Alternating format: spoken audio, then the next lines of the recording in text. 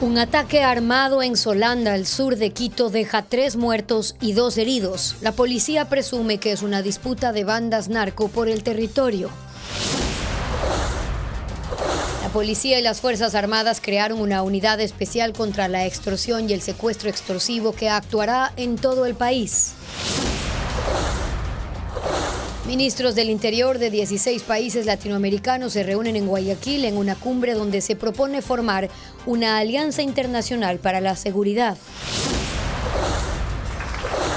Jan Topic y María Cristina Calderón por suma son el último binomio en confirmar su participación en las presidenciales y con ello la papeleta tiene 17 listas.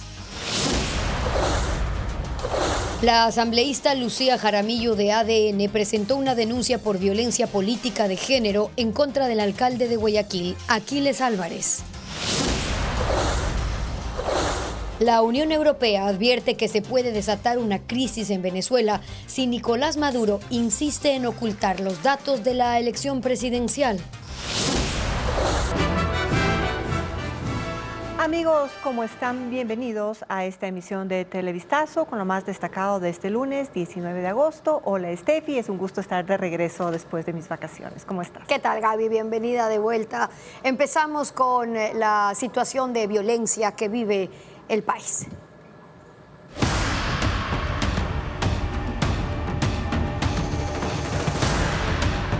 Violencia, bandas en disputa.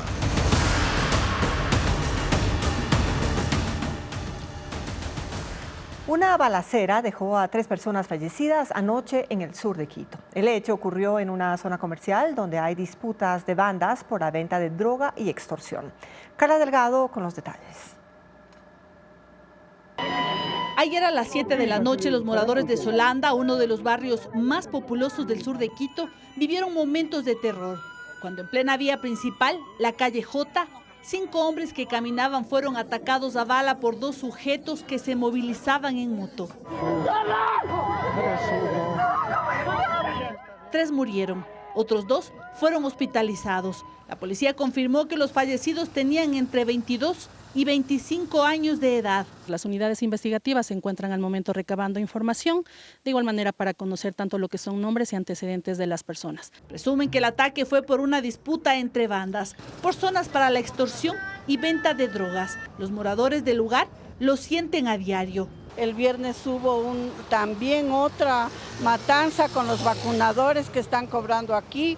Hay mucha delincuencia, no hay policía. Esta tierra es de nadie. Es el 4º asesinato con las mismas características en un mes que ocurre en Solanda.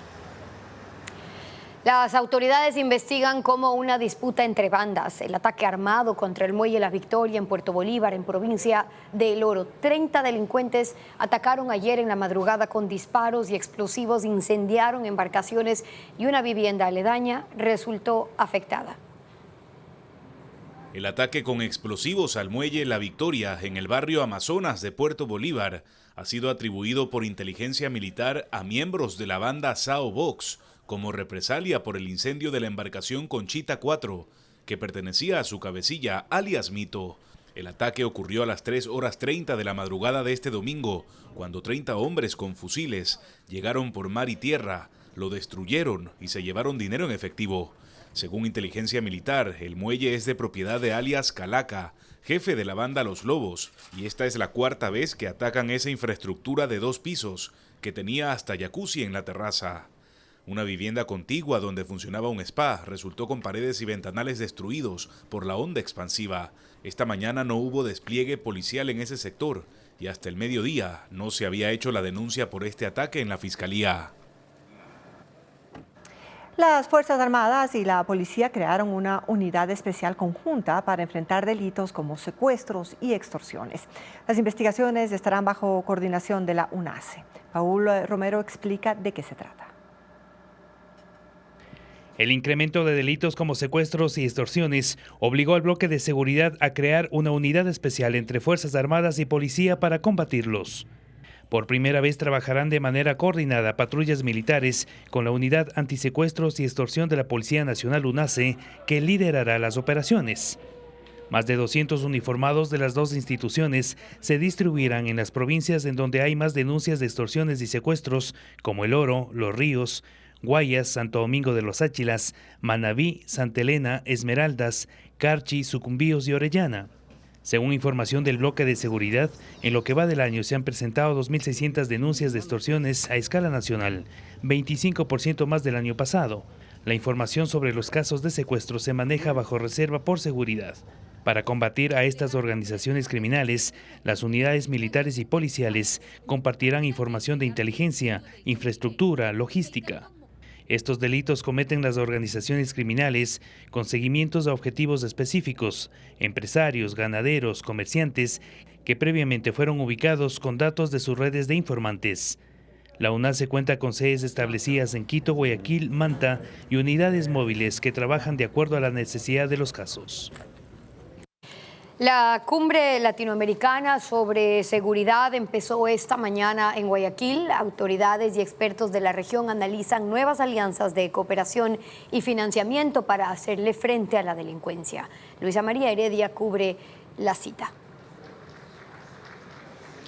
Sí, en efecto, desde hoy hasta mañana se desarrolla en la ciudad de Guayaquil esta cumbre latinoamericana de seguridad que cuenta con la presencia de los ministros del interior de al menos 16 países, quienes a esta hora precisamente se encuentran debatiendo en una plenaria la posibilidad de establecer una alianza que permita intercambiar información y también colaborar. ¿Para qué? Para combatir todos los alcances que tiene el crimen organizado en la región. ¿En qué consiste esta alianza? Básicamente lo explicó el presidente del BID. Escuchemos. El nuevo enfoque tiene 3 dimensiones. La primera, limitar la influencia del crimen en las poblaciones más vulnerables. Número 2, fortalecer el Estado, las instituciones del Estado. Y el último, cortar el flujo financiero. Esta iniciativa va acompañada de un respaldo financiero. El BID va a otorgar alrededor de $150 millones para que se puedan financiar proyectos que tienen que ver, entre otras cosas, con la implementación de un nuevo modelo policial en las zonas que ya están captadas por las bandas del crimen organizado y también establecer centros sociales que permitan atender a los jóvenes que puedan ser captados por estas bandas. Este evento fue inaugurado por el presidente Daniel Noboa. Escuchemos. Esta guerra solo es efectiva si la combatimos con la cooperación de cada una de las naciones que se han dado cita en esta cumbre. No podemos combatirla solos, ya que es un problema transnacional. Si los delincuentes se organizan para generar violencia y muertes, nosotros también debemos organizarnos al máximo nivel de nuestros estados para tener una respuesta coordinada para cortar su financiación ilícita y desmantelar sus organizaciones criminales. En el marco también de esta cumbre que ha sido organizada por el Comité Latinoamericano de la Seguridad Interna, que según informó el gobierno hoy está a cargo esta presidencia pro tempore de Ecuador, se firmó un memorando de entendimiento entre el BID, la CAF y también el Banco Mundial para poder establecer estrategias que permitan precisamente hacerle frente a los efectos de la delincuencia.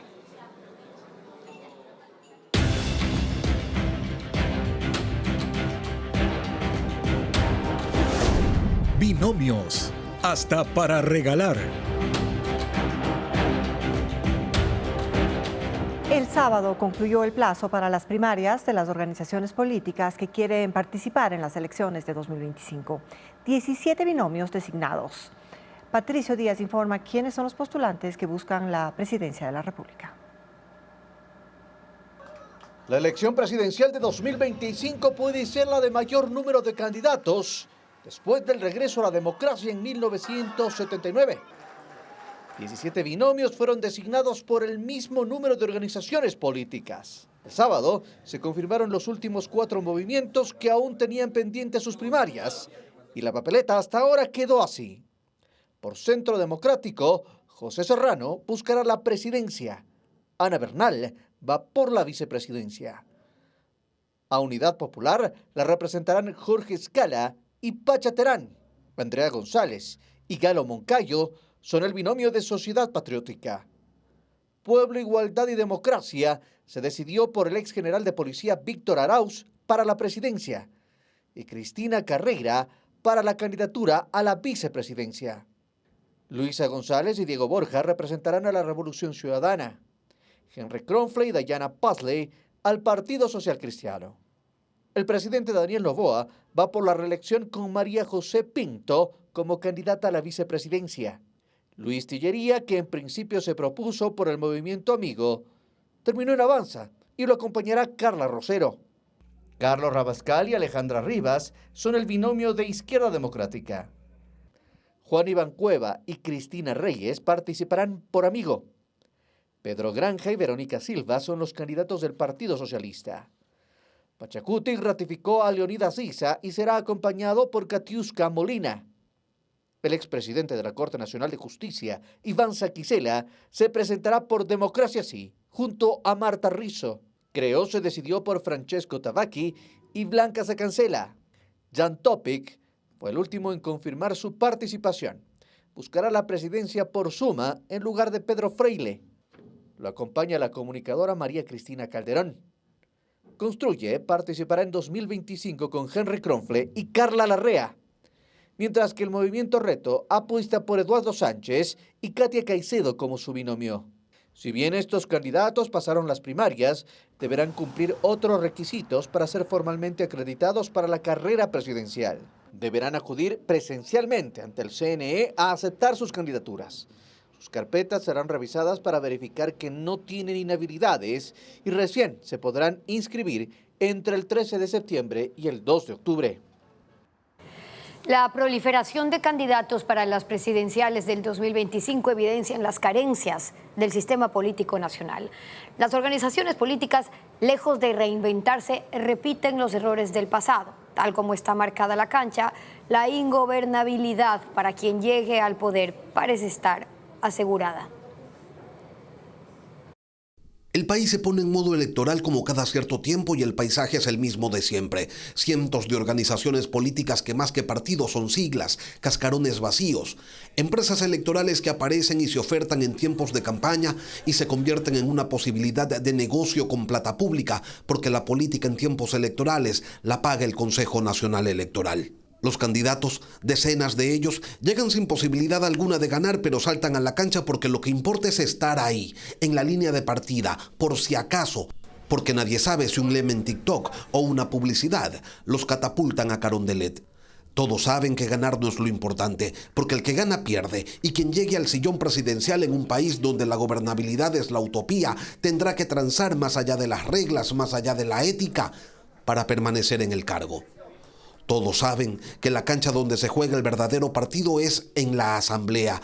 Por eso hay tanto candidato presidencial para arrastrar lo que más se pueda, para lograr aunque sea un asambleísta, quizás 14 y si se puede 46. Lo importante es estar allí, donde se juegan todos los intereses, donde toman cuerpo los cálculos, las maniobras, los juegos claros y oscuros de la política nacional.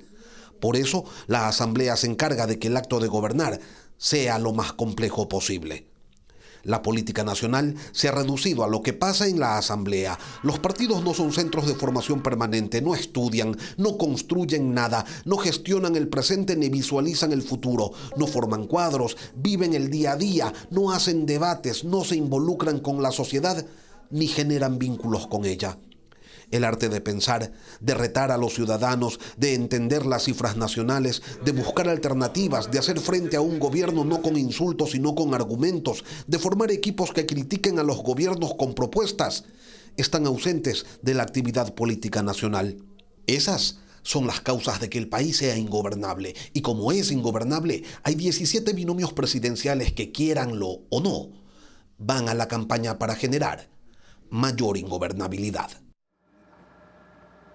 La Unión Europea advierte de una severa crisis en Venezuela si Nicolás Maduro insiste en declararse ganador de las elecciones sin demostrarlo. Maduro se atrinchera y desconoce el multitudinario llamado del fin de semana a reconocer a Edmundo González como presidente electo. Si no los hubiéramos derrotado. 22 días después de las elecciones en Venezuela, el resultado que proclamó como ganador a Nicolás Maduro aún no es verificable.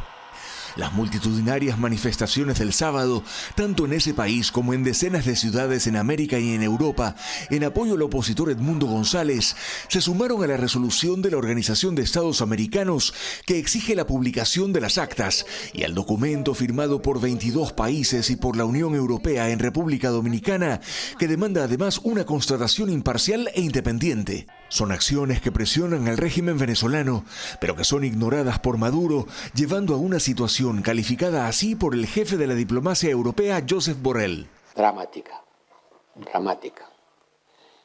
Está claro que Maduro se niega a enseñar las actas, ya hubiera debido hacerlo, tiempo ha tenido. Si no hay verificación de los resultados no pueden ser aceptados. Cuestiona también que Maduro busque apoyo en un sistema de justicia que él mismo controla en Venezuela. Maduro ha recurrido al tribunal, ha apelado a los tribunales para que le defiendan, que ya está el colmo del sarcasmo. Venezuela puede entrar en una grave crisis.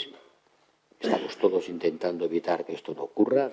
Y llama a la comunidad internacional a estar atenta a los acontecimientos de los próximos días, pues el Tribunal Supremo de Justicia podría emitir su sentencia sobre las elecciones, mientras se teme también por el futuro de unos 2.000 detenidos y la represión que se acentúa en contra de los opositores.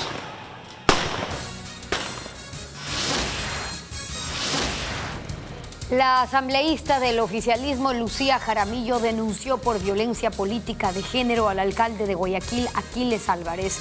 Ya le contamos qué sanciones pide. Servicios de Salud de la Junta.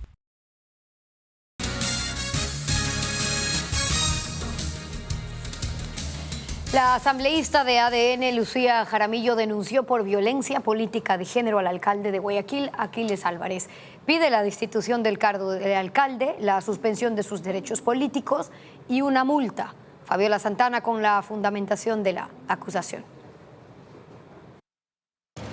Las denuncias por violencia política de género están en boga en el Tribunal Contencioso Electoral. Esta mañana fue el turno de la asambleísta oficialista Lucía Jaramillo, quien acusó al alcalde de Guayaquil, Aquiles Álvarez, por cometer una falta muy grave. Sustentó su denuncia en la publicación del alcalde de hace un mes en la red social X, en la que le dijo: pobrecita esta niña y toda esa bancada, niña vaga, que mientras fue del PSC pasó vagando en el municipio de Guayaquil.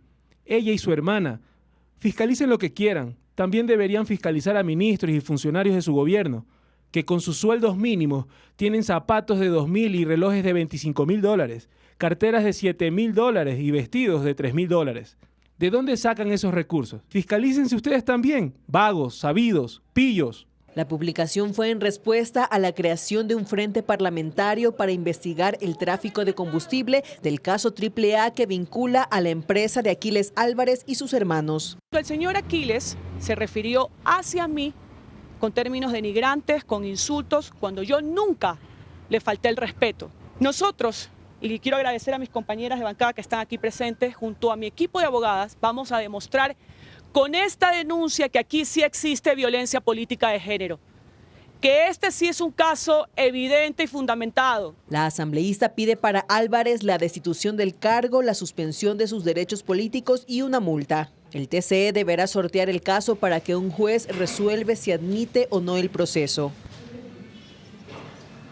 Este martes empieza el juicio por el presunto tráfico de influencias ejercido por la Judicatura en la Corte de Pichincha para que Guadalupe Llori se mantenga como presidenta de la Asamblea en 2022. Legisladores y el expresidente Guillermo Lasso están entre los testigos convocados. Jacqueline Rodas con la información. Los exvocales del Consejo de la Judicatura, Juan José Morillo y Maribel Barreno, y el expresidente de la Corte de Justicia de Pichincha, Vladimir Jaya, serán juzgados por tráfico de influencias. El Tribunal de la Corte Nacional, conformado por los jueces Julio Inga, Felipe Córdoba y Pablo Loaiza, fijó la audiencia para este martes, cuando la Fiscalía, la Procuraduría y los 3 procesados presentarán sus pruebas. El caso Vocales, como lo nombró la Fiscalía, se originó el 2 de junio de 2022. Ese día los involucrados se reunieron en una oficina privada con más funcionarios. La jueza Maritza Romero los grabó y dijo que entregó el audio al entonces titular de la Corte Nacional y ahora candidato presidencial Iván Saquicela. La grabación se filtró. Los intervinientes hablaron sobre la acción de protección presentada por Guadalupe Llori para quedarse en el cargo de presidenta de la Asamblea Nacional. Les voy a hacer frontal y sincera cuestión de confianza. El presidente de la República personalmente me ha llamado el día de ayer y me ha pedido que si es posible apoyar, que se le apoye en relación a este tema. Yo creo que usted tiene la misma confianza y agradezco por esa relación, igual Mari. Entonces hay un pedido formal para que se apoye esa circunstancia. Yo quisiera que usted le revise el tema, le analice cómo está la circunstancia y puedan resolverlo en el menor tiempo posible. Entre los testigos convocados está el entonces presidente de la República, Guillermo Lasso, las asambleístas Viviana Veloz y Pamela Aguirre, el expresidente de la Asamblea, Virgilio Saquicela, y su primo Iván Saquicela. Concluida la audiencia de juicio y la deliberación, el tribunal informará si los declara culpables o inocentes. Se exponen a una pena de 3 a 5 años de prisión.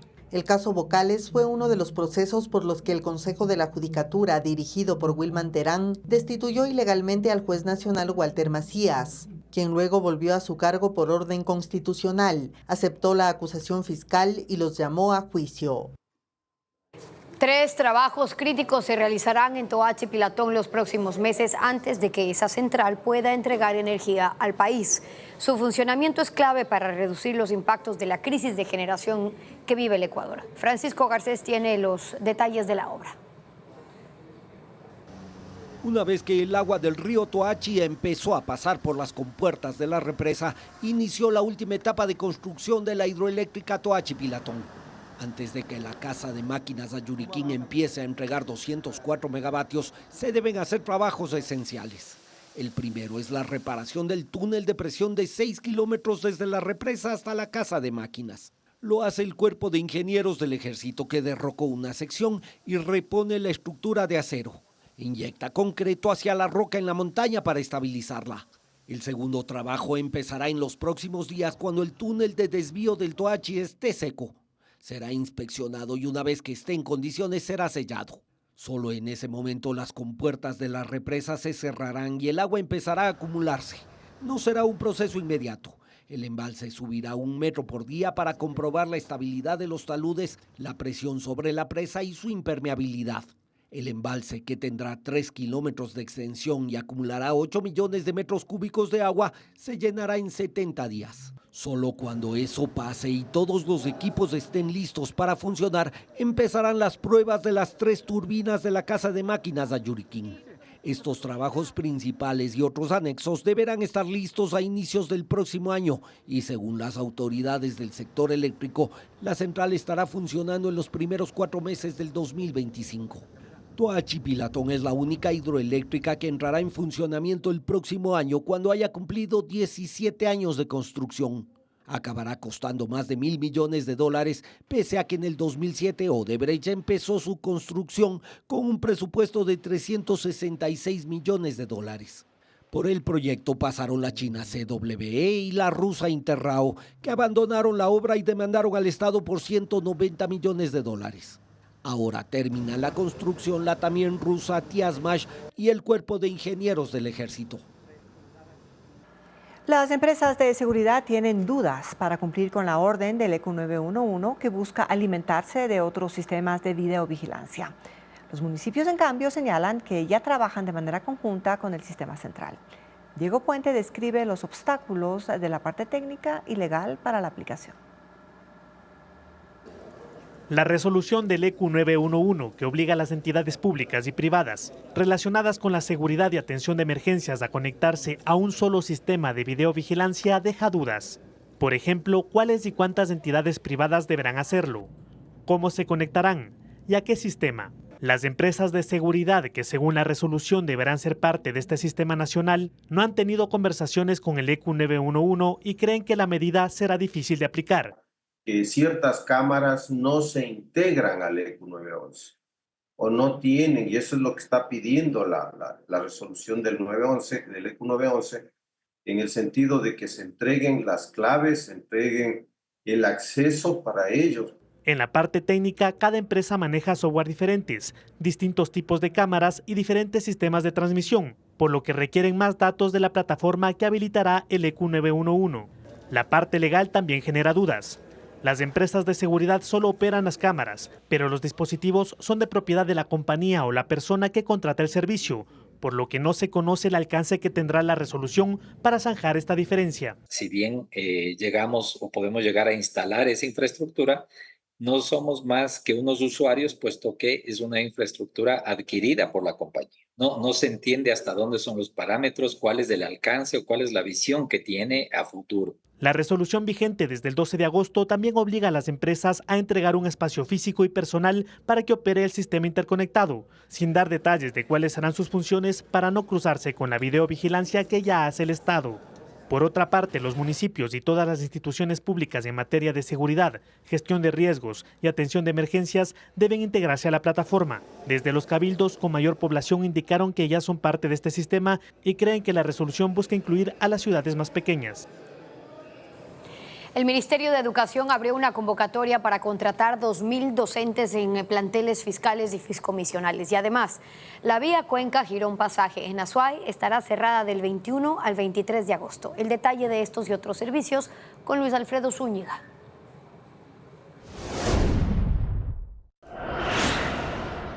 El Ministerio de Educación busca incorporar nuevos docentes a instituciones fiscales y fiscomisionales. Son 2.000 vacantes y más del 90% está dirigida al régimen Sierra Amazonía, que inicia un nuevo periodo escolar en septiembre.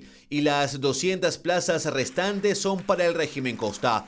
Las postulaciones se realizarán hasta el 21 de agosto en el portal web educación.gov.es/educaempleo. Los aspirantes deben contar con un título de tercer nivel registrado en la CENESID y pasar por un proceso de selección en el que se evaluarán conocimientos, experiencia laboral y formación académica. Los que resulten seleccionados tendrán un contrato ocasional y nombramiento provisional.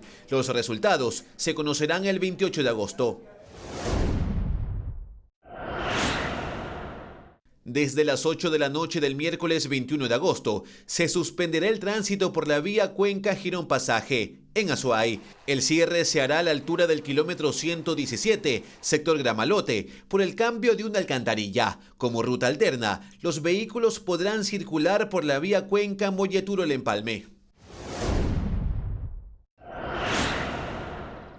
El INAMI informó que se prevé un incremento en la temperatura diurna hasta el jueves 22 de agosto. En la región litoral se pronostica que llegue hasta los 35 grados centígrados, considerado como alto. Las provincias más afectadas son Guayas, Los Ríos y El Oro, mientras que en la región interandina, Pichincha, Azuay y Loja son las de mayor riesgo, con una temperatura de hasta 27 grados, y en la Amazonía puede alcanzar los 34 grados centígrados. Según la entidad, esto se debe a poca humedad en el ambiente y la circulación de aire seco. Estados Unidos cree que los actuales diálogos sobre la guerra en Gaza pueden ser la última oportunidad de lograr un alto al fuego y permitir la liberación de rehenes. El secretario de Estado Antony Blinken se reunió hoy con el primer ministro de Israel, Benjamín Netanyahu, mientras que el grupo Hamas se ha negado a participar en este ciclo de conversaciones con negociadores. Con más de 40.000 muertos, la guerra contra el grupo Hamas en la Franja de Gaza lleva ya poco más de 10 meses y las condiciones para un alto al fuego chocan entre ambas facciones. Israel dice que el conflicto no va a parar hasta destruir a Hamas y acusa al grupo palestino de poner freno en los acuerdos. Este, en cambio, señala a Israel por querer imponer nuevas condiciones y asegura que solo aceptará un alto al fuego permanente. Es un momento decisivo, según ha dicho el secretario de Estado de Estados Unidos, Antony Blinken, que está de visita en Israel.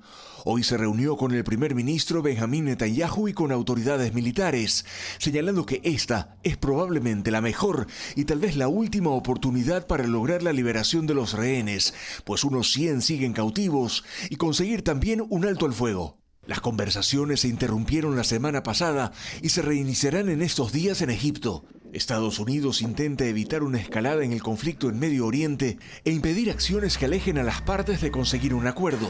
Aunque en el terreno los combates en Gaza continúan y este fin de semana el grupo Hamas reivindicó un atentado suicida perpetrado en Tel Aviv.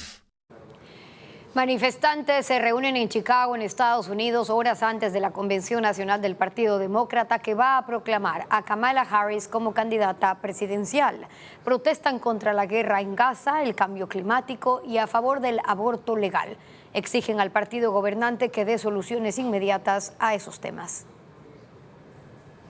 Llegaron desde el fin de semana a la ciudad de Chicago. Son miles de manifestantes que han prometido protestar durante esta semana a propósito de la Convención Nacional Demócrata. Una de las manifestaciones de más de 1,000 personas exige apoyo a la causa palestina. Gritan consignas en contra del presidente Joe Biden por proporcionar ayuda a Israel para la guerra en Gaza.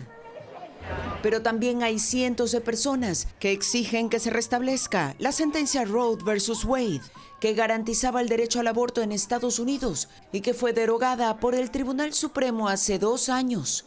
Además, han llegado grupos a favor de los derechos de la comunidad LGBTIQ y activistas climáticos. Se reúnen en calles y parques cercanos al estadio United Center, sede de la convención, en torno a la cual se ha desplegado un cerco de seguridad. Las marchas iniciaron el domingo, por lo que se puede ver gran presencia policial. La alcaldía de Chicago accedió a dar permisos para las múltiples demostraciones, incluso han permitido la instalación de escenarios y de sistemas de sonido. Las autoridades estiman que hoy participan unas 20,000 personas en las protestas y que se mantendrán en la ciudad hasta el jueves por la noche, cuando termine la convención. Superluna azul se podrá apreciar desde esta noche, un fenómeno impresionante para los entusiastas de la astronomía. Se llama así por su posición cercana a la Tierra, que hará que la luna parezca de gran tamaño y brillo. Desde esta noche el cielo se convertirá en el escenario de la primera de 4 superlunas consecutivas desde agosto hasta noviembre. Este fenómeno ocurre cuando la luna llena se ubica en el punto más próximo a la Tierra de su órbita elíptica, a unos 363.300 kilómetros. Esto es 20.000 kilómetros más cerca de lo habitual, lo que hace que se vea más grande y brillante. Aunque se le dice superluna azul, su color no cambia. Este término se utiliza cuando hay 4 lunas llenas en una misma estación del año. Es así que se podrá disfrutar de un cielo nocturno con una gran luna que será visible en todo el mundo para el deleite de astrónomos y aficionados. Las próximas superlunas azules están proyectadas. Hay crisis en la Facultad de Medicina de la Universidad de Guayaquil. Casi la mitad de sus egresados reprobó el examen que los faculta para ejercer como médicos. Hoy, en contacto directo, el exministro de Salud, Luis Sarracín, asegura que la culpa recae en los docentes más que en los estudiantes. Fue una caída estrepitosa. Al examen se presentaron 423 médicos egresados de la Facultad de Medicina de la Universidad de Guayaquil. Aprobaron 221. Eso quiere decir que el 47,7% no pasó la prueba. Y que algunos estudiantes reprueben es normal en cualquier lado. Pero casi la mitad, suficiente para encender las alertas. Que están muy mal formados y que no es culpa básicamente de ellos, en parte posiblemente porque no le pusieron el entusiasmo y la tónica que requerían para poder formarse bien, y en otra parte el cuerpo docente que jamás les exigió ni les preocupó el camino que llevaban desde el punto de vista formativo. Sostiene que gran parte del éxito de un estudiante tiene que ver con la capacidad del maestro y asegura que lo dice con conocimiento de causa. Él mismo ha sido docente durante los últimos 52 años. La culpabilidad básica recae en el ente formativo. Por eso sostiene que parte de la solución pasa por calificar a los profesores. Y poner, por ejemplo, jerarquía académica, capacidad docente y otros. Podría en alguna facultad poner un alumno. El profesor José Pérez a las alumnas a las que quiere promover, lo hace y les sube los puntos acostándose con ellas. Con los estudiantes de sexo masculino les pide materiales de construcción o bebidas alcohólicas.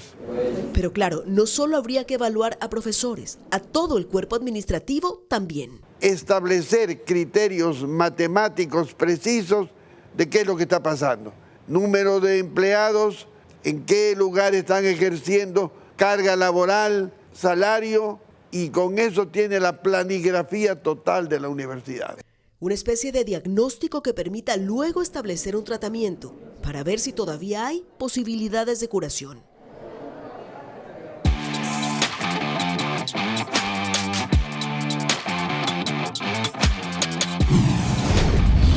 Es presentado gracias a... Empieza el fútbol ecuatoriano. NetLife te trae la Liga Pro Ecuavet. Contrata tu plan. La medallista olímpica Lucía Yepes llegó a Quevedo. Allí se realizó una caravana para recibirla y celebrar su triunfo obtenido en los Juegos Olímpicos de París 2024. Odette Camacho cubrió este recorrido.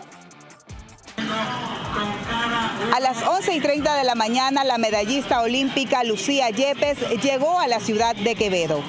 Avanzando por la avenida Guayaquil, fue recibida por un arco de agua por parte del Cuerpo de Bomberos. De allí, circuló hasta la avenida Quito, hasta el movimiento de los héroes del CENEPA, donde la gente de su barrio la esperaba con pancartas y globos para darle la bienvenida. Y ese es el orgullo. Aproximadamente 4 kilómetros de recorrido tuvo esta caravana por las principales calles de la ciudad. En el centro, con banderas, los ciudadanos felicitaban a la Tigra de Plata, como la han denominado. Cabe mencionar que durante todo este recorrido, un gran contingente militar y policial se desplazó junto con la caravana. Aproximadamente 25 policías en 13 vehículos, motocicletas y carros, alrededor de 15 militares en 2 carros y también guardianía privada custodiaron durante todo el recorrido la caravana de celebración del triunfo.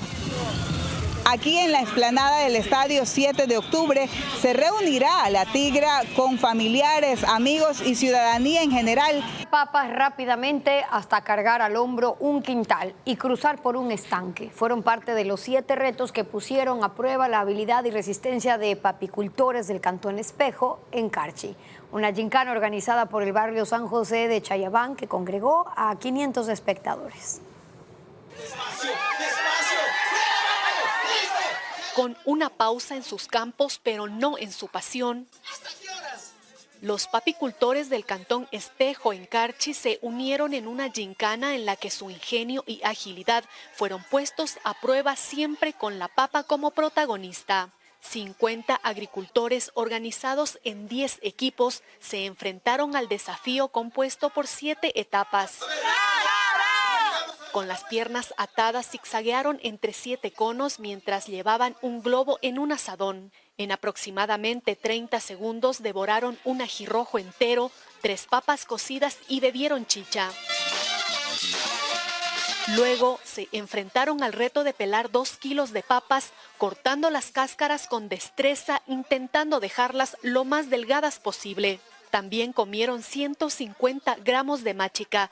Ya en la quinta fase, cada cuadrilla debía llenar un costal con papas, estimando el peso de 100 libras sin herramientas de medición. A quienes no alcanzaban la cifra se les aumentaban 5 segundos de su tiempo general.